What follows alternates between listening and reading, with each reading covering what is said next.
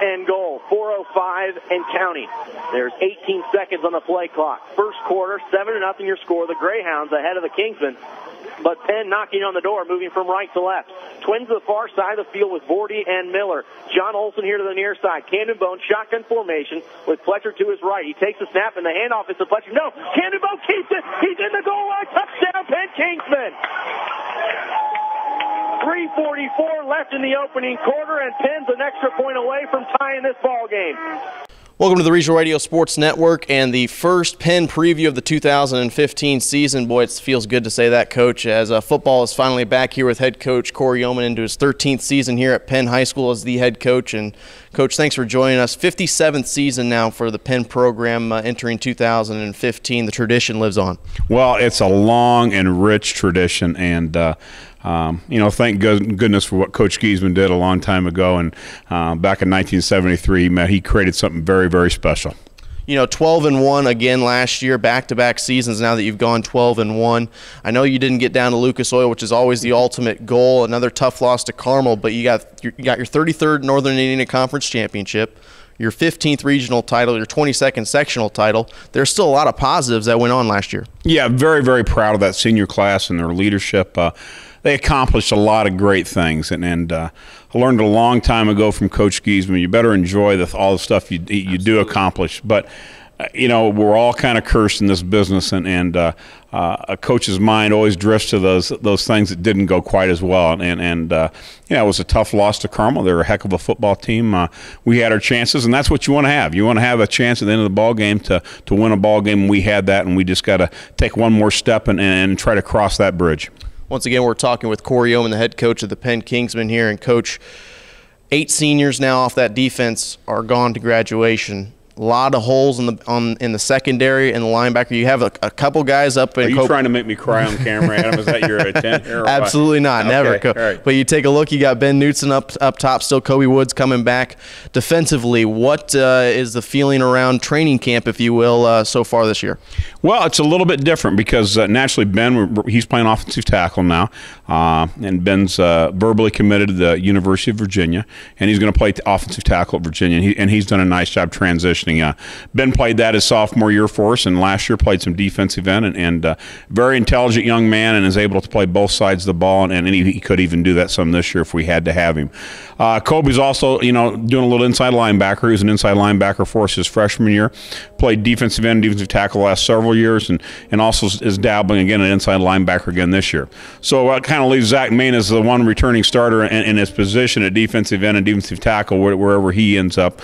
And so it's nice to have him. But there's a lot of new faces, but you know what? There's a lot of opportunities. With that. A lot of guys graduated, but it's time for a change, and it's these guys' chance, and they've been working hard a lot in the winter and the spring, and so we're not where we are as far as experience wise, where maybe we were last year, but our big thing is try to get a little better every day, and so far they've been doing that. Now we've got a ways to go, but they're taking steps in the right direction. I know that there were a lot of times where the starters only played the first half last year in a number of games, so some of these guys got some experience and some playing time. How much of that excites you as a coaching staff? Well, it really does, and that's another nice thing about taking a run in the tournament. When you take a longer run in the tournament and you play all those extra weeks, that's like us having a spring ball like the college teams do, and that's a chance to work on the fundamentals of the game with those younger guys and work on the package and all the checks and everything, and trying to make them a little bit faster, a little bit quicker, a little bit more comfortable with the whole package. So that's a big plus. So we've got a ways to go, but that is a plus. Obviously, offensively, you got some more weapons coming back, starting with, naturally, Camden Bone, a primetime 25 candidate for the Indiana Football Digest. Cedric Vakalahi, I thought, progressed really well in the backfield last year.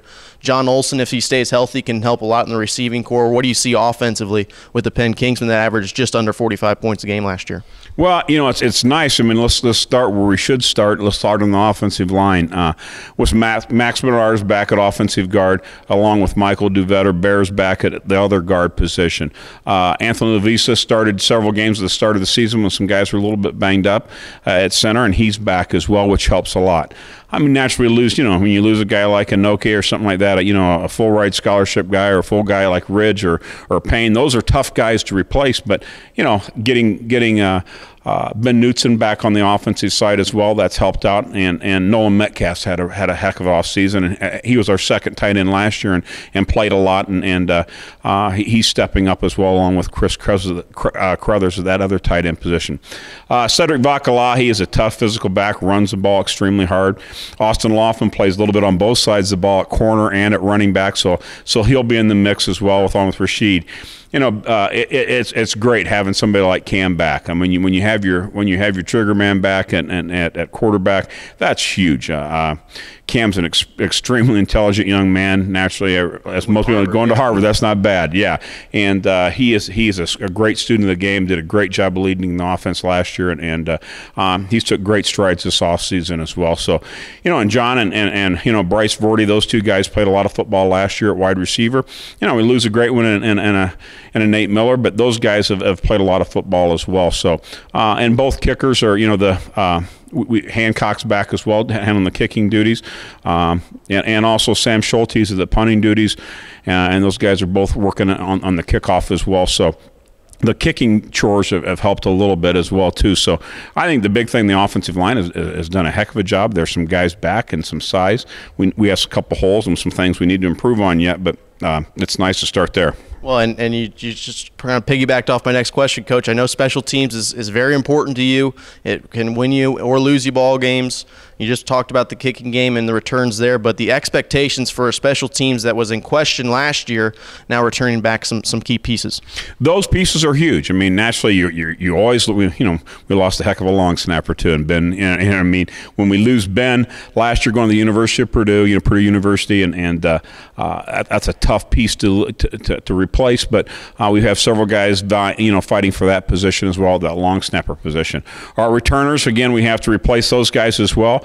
Nate did a nice job returning, punts and kicks for us last year, but so that's a position we have to work. But the punting and the kicking duties, those guys return, and we should be strong.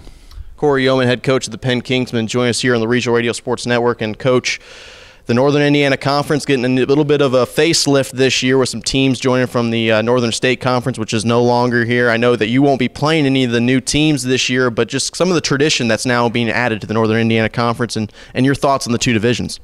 Well, the big school division, the small school division, that's great. And we've got some schools that are coming in that have a heck of a lot of tradition. I mean, a New Prairie team that went to the state last year. Bremen and Jimtown have had a lot of success in their programs. But basically, what it does for us, that didn't affect us so much as far as playing those teams. What that did with the split of the conference and the big schools and the small schools, that opened up the schedule a little bit more. So we're playing a couple of opponents we haven't played for several years, a couple opponents that are new, one opponent that wasn't new. So here's what it looks like. We'll open up we're gonna scrimmage this year Crown Point, which is a new opponent. We'll open with Valparaiso, our normal opener, and then we'll play Maryville, the team that we had to play in the regional finals last year. A very athletic team with a new head coach and Brad, and I'm sure he'll do a great job as well. And then we face a couple other non-conference teams, two powers in Michigan, and been national powers and state powers. Birmingham Brother Rice, who won 3 out of the last 4 state championships in Michigan, along with Orchard Lake St. Mary's, who won the state championship last year in Michigan. So, I mean, those are teams that have a long storied programs and have won a lot of championships in the state of Michigan and nationally recognized with their football programs. 2 private schools with guys coming in from all over to play football, and have a lot of guys moving on to the Big Ten and the SEC, and so it's going to be a heck of a test for us. And then after those first 4 non-conference games, we'll start the Northern Indiana Conference. And those 2 Michigan schools, those powerhouses that you just described, how are they, in your mind, going to help you out with when you take on the teams from the MIC or you take on the teams from Indianapolis that have that type of speed and that type of athleticism? Well, I just think, naturally playing a Maryville team that's very, very athletic, that's always going to help as well. They've had a heck of a run in the Duneland Conference, so that's going to help, seeing that kind of speed. But when you go and face teams like Orchard Lake St. Mary's and Birmingham Brother Rice, very, very athletic, big physical offensive and defensive lines, a lot of Division I talent on their ball clubs that'll help, as well as the road trips. And people say, why would you want to travel that far? Well, you know what, and then in the tournament, and to make a run, you may have to travel 3-4 hours, something like that, depending on where you're going in Indianapolis, and so it's not a bad thing to take a couple trips like that and get our kids used to doing that. So we'll take one trip to the Duneland, we'll take one trip to up in Birmingham area. So I think that'll help get us ready for the playoff feel and what it's like to play a quality opponent on the road after a long bus ride, and that's you just can't say, well, let's just do it. That helps by having a chance of doing that earlier in the season like we're going to do this year. I know last year one of the things that we noticed was it was a close-knit group. Chemistry helped, and I know that you just mentioned road trips definitely help in that regard in terms of everybody's on the bus. They got to sit together. They got to get to know each other on the road. You had 5 road games last year. You'll have 5 again this year.